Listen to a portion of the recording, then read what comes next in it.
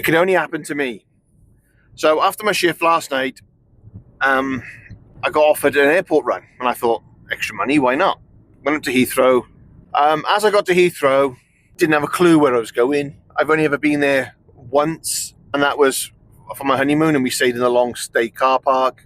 I asked one of the guys that works there where I go, what terminal. I told him the terminal I was going to. I was going to Terminal 3, and he said, yeah, go in this one. So I went in this one, followed it in the car park. He said, tell me where to go. I went up.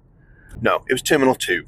And you have to pay when you go in. So I had to pay £7.50 for literally 5 minutes. Then I managed to find the right one, and I had to pay then to get out of there. Whilst I was waiting, I literally got there, turned the engine off. I'm sat there waiting for this woman. I rang her a few times, no answer. She said, oh yeah, I'm just getting my bags, this, that and the other. And I was like, happy days, I won't be here long at all. How wrong was I? Because went to start the car, the battery wouldn't work.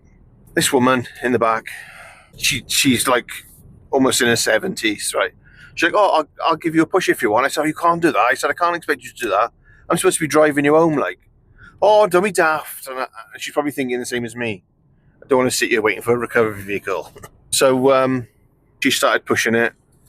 Luckily, somebody, a couple of people offered to help get us started. And because we were on the 3rd level, it also meant that I could get a bit of momentum going and bump start it, which is what I did.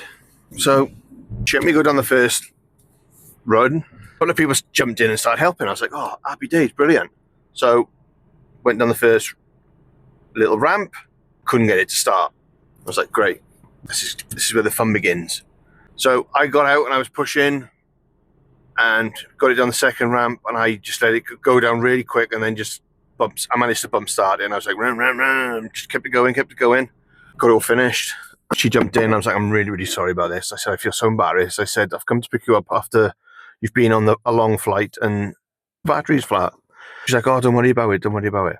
So got her out there, we got going, and it was going all right. Like, it was a long trek. I got to a point then where I needed a wee, and it got to the point where I was in pain. I thought my bladder was just going to pop. It was just so full. And then luckily I went to go for a one service. Was it Cheveley? No, Lee Delamere, and I got lost. I couldn't find my way out. So I went down to one a bit further then, down in Chepstow. And I was literally in agony. I couldn't sit comfortable, nothing. I was on the verge of crying. Went in, and I was too scared to turn the car off. She was too scared for me to turn the car off. So she sat in the car. I tried to run in with my full bladder to go to the toilet, and then she went in, and she went in the wrong toilet and sat in the men's. And then I finally got her home, and she gave me a tip. I think she felt a bit sorry for me because it wasn't plain sailing at all.